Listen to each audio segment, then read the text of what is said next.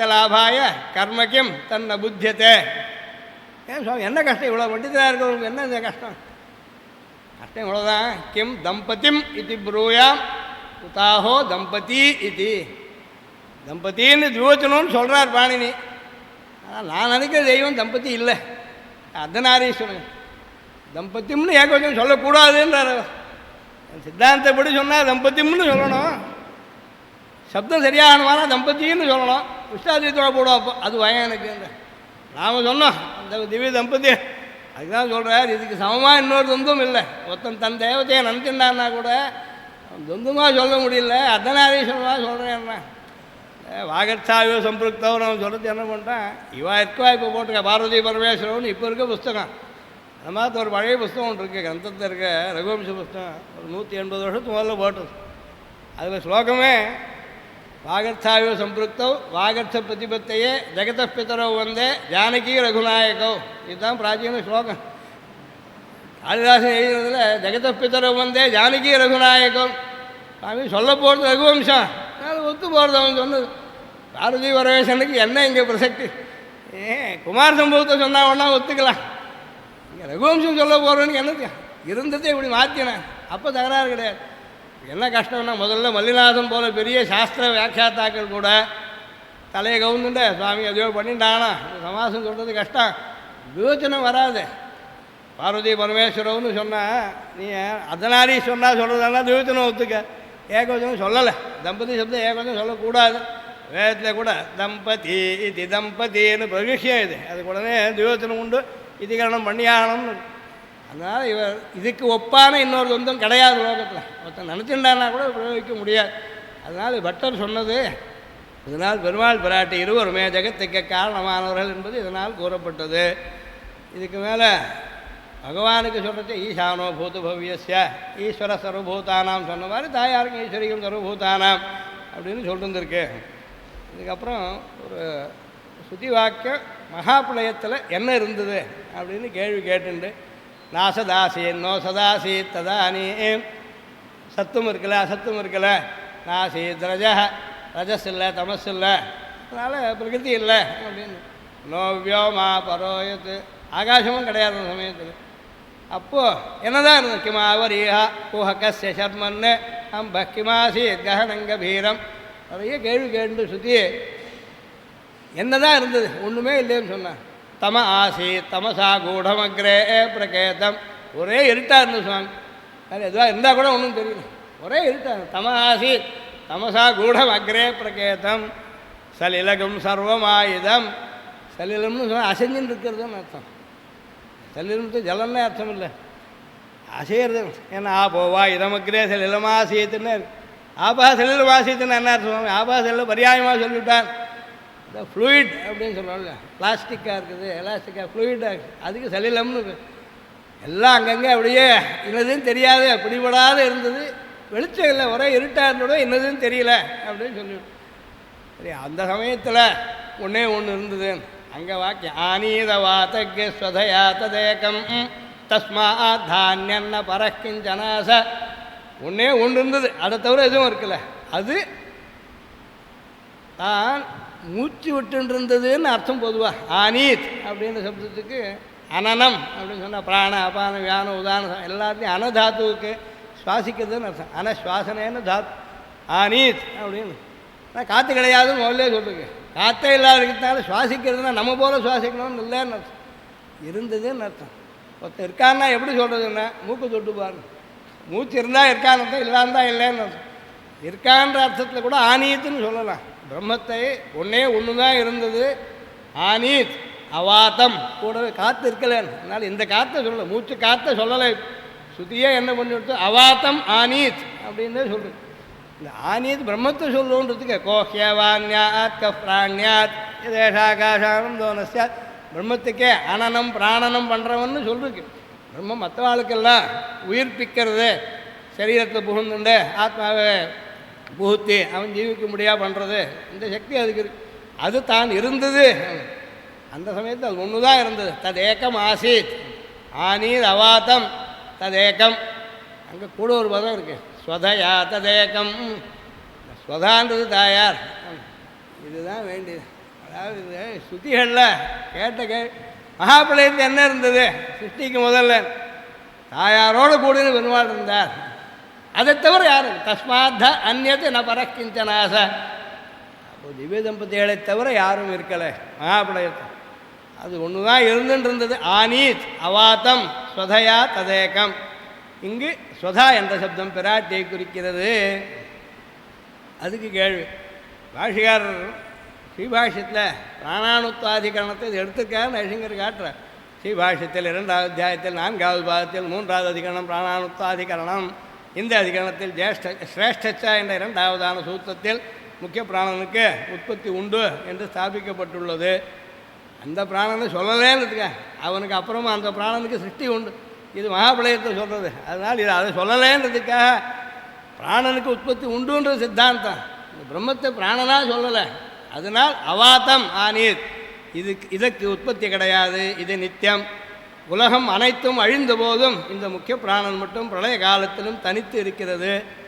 ஆனீர் அவாத்தம் ஸ்வதயா ததேகம் என்ற உபனிஷத் வாக்கியம் இதற்கு பிரமாணம் என்று பூர்வபக்ஷி சொல்லுகிறான். அப்போ எம்பெருமானார் இந்த பூர்வபக்ஷத்தை மறுத்து முக்கிய பிராணன் நித்தியம் இல்லை, ஆனீதுன்னு சொன்னது முக்கிய பிராணத்தை சொல்லலைங்க. அந்த இடத்துல ஜெகத்துக்கு அது காரணமாக முடியாது. அதில் அவன் காட்டிருக்க அந்த ஆனீத் என்ற பதம் ஜீவாத்மாவுடன் சரீரத்துக்குள் இருக்கும் பிராணவாயு என்று முக்கிய பிராணத்தை குறிக்கவில்லை, பரமாத்மா மட்டுமே இருப்பதை குறிக்கிறது. ஆனீத் அப்படின்ற பதம் இப்படி பிரளயத்தில் இருக்கும் வஸ்து ஸ்வதயா அப்படின்னு கூட சொல்லிருக்கேன்னா பிராட்டியுடன் லக்ஷ்மியுடன் இருக்கிறது.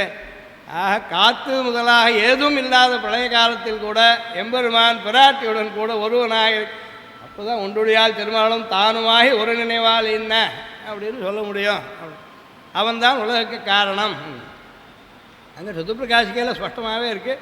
ஸ்வதயா இத்தனேன லக்ஷ்மி விசிஷ்டத்துவம் உச்சதே. சுதுப்பிரகாசிக்கையில் ஸ்வதையான்னு சொல்கிறது லக்ஷ்மி விசிஷ்டனாக இருந்தான்றதையே காட்டுறது சுதுப்பிரகாசிக்கார் காட்டியிருக்கார்.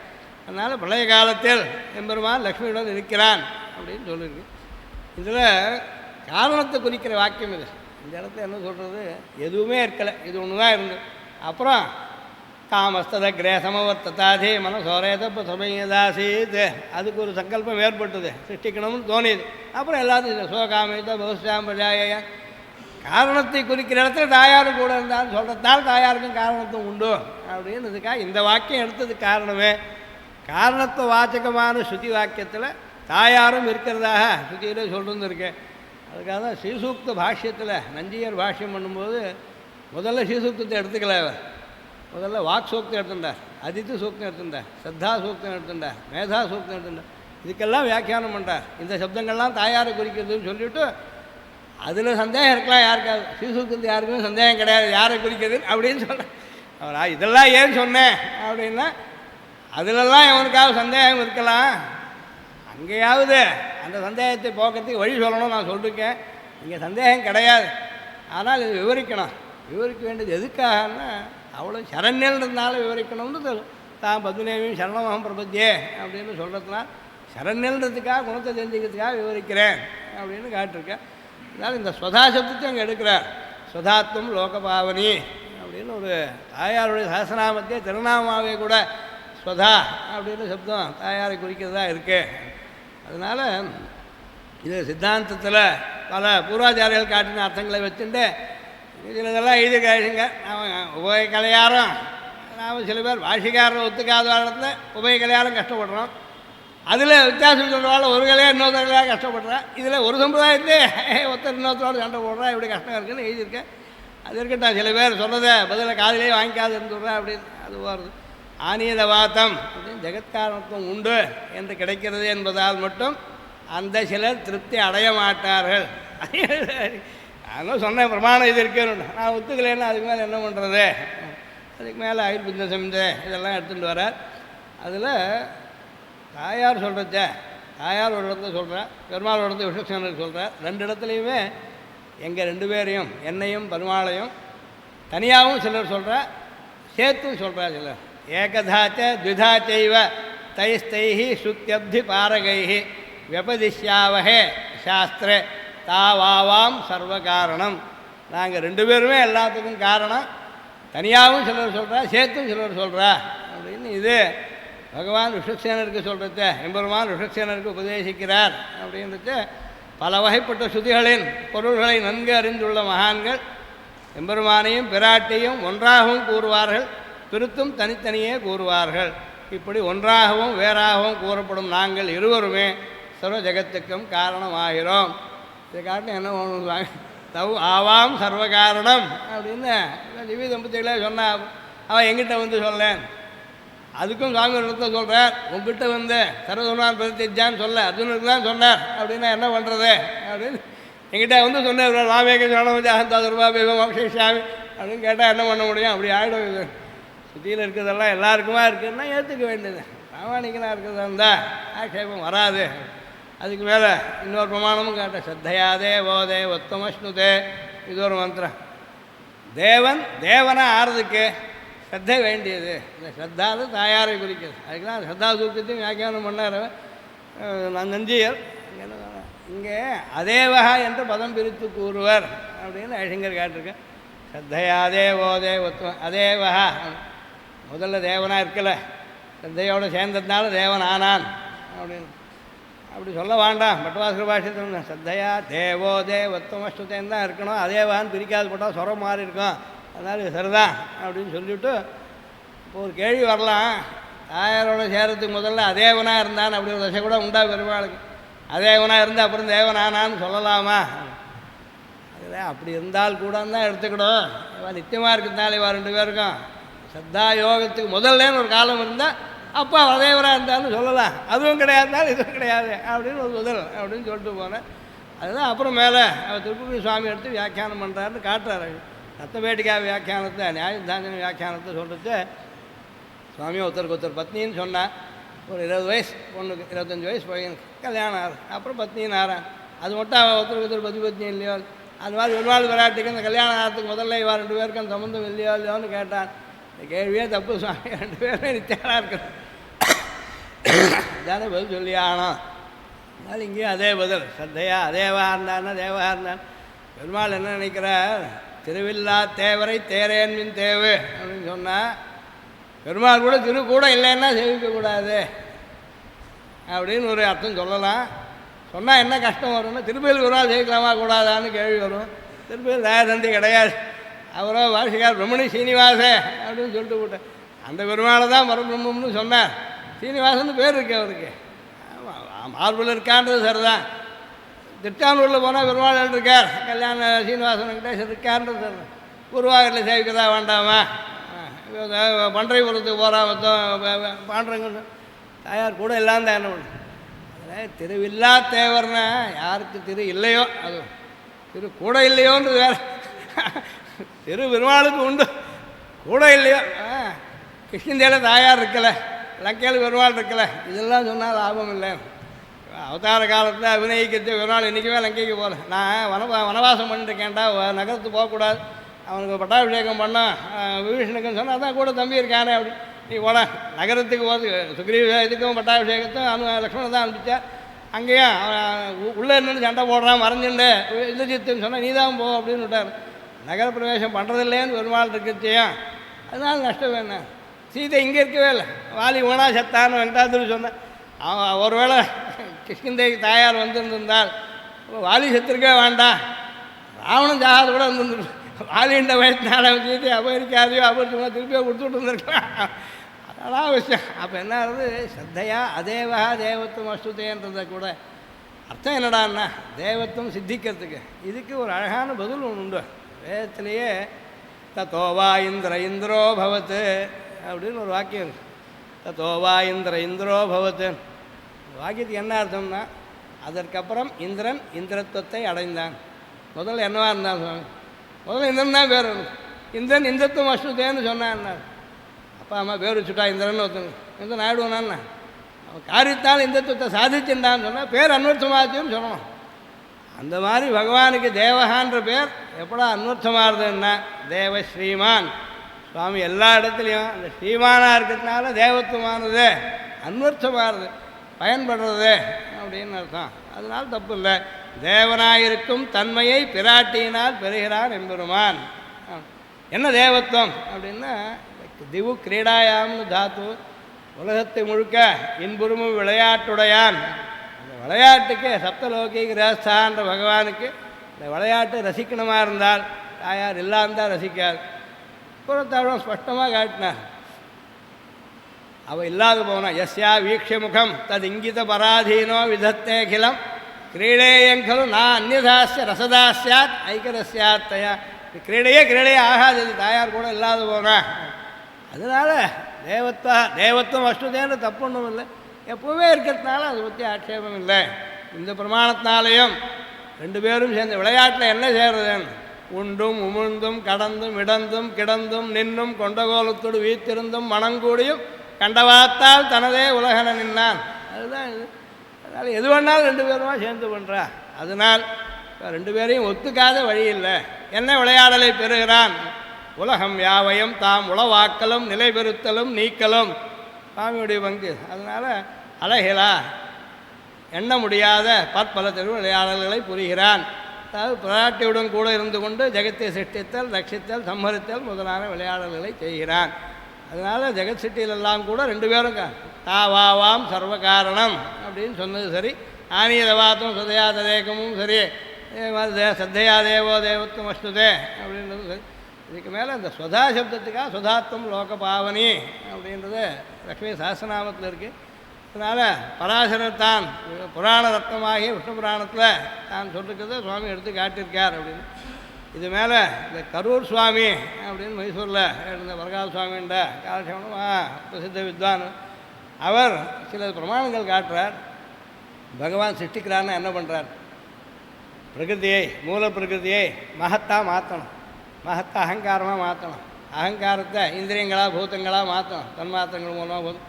அப்போ தத்துவங்கள் சமஷ்டி தத்துவங்கள் சமஷ்டி தத்துவத்தை உண்டாக்கி அதிலேருந்து சதுர்முக சரீரத்தை ஏற்படுத்தி அவனுக்கு வேதத்தை சொல்லிக் கொடுத்து அவனுக்கு எஷ்டி சிருஷ்டி பண்ணுற வழியை சொல்லிக் கொடுத்த அப்புறம் அவன் மற்றவாளை சிருஷ்டிக்கிறான். இந்த சமஷ்டி சிருஷ்டி பண்ணுறது பகவான் தான் பண்ணுறான். அது தாயாரும் பண்ணுறதா வாக்கியம் இருக்குன்னு அவர் எடுத்து காட்டுறார். கரூர் சுவாமி எடுத்துனதில் அவெல்லாம் அபிரங்கநாத சுவாமிகிட்ட ஒரு ஏத்தம் பல பிரமாணங்களை பார்த்து புதுசாக எங்கெங்கெல்லாம் என்னென்ன இருக்குது, ஏன் நம்ம பெரியவா சொன்னா அப்படின்றதுக்காக இதே ஒரு ஜிஜ்ஞாசை இப்படியே ஒரு 20-30 நல்ல வித்வான்களை தயார் பண்ணார். ஒவ்வொருத்தரும் அடிச்சுக்க முடியாத அளவு பாண்டித் எடுத்து காட்டுறார் அவர். தாயார் சொல்கிறான், மகான் நாம சமாக்கியாத்தா விகார பூர்வத்தோ புதை மகாந்தம் ஆவிஷத்தேனம் பிரேரையாமி சுசிருக்ஷையா. நான் மகத்தை பிரேரணம் பண்ணுறேன், இப்போ பிரகிருத்தியை பிரேரணம் பண்ணுறேன், அதுலேருந்து மகான் உண்டாருது, மகத்தை பிரேரணம் பண்ணுறேன். பிரேரியமானா தத்தஸ்மாத் அகங்காரஸ்ட ஜஜ்னிவான். அந்த மகத்தத்துவத்தை அந்த அகங்கார தத்துவம் உண்டாருது. ஆவிஷ்யாகம் அகங்காரம் சிருஷ்டையே பிரேரையாமியம்.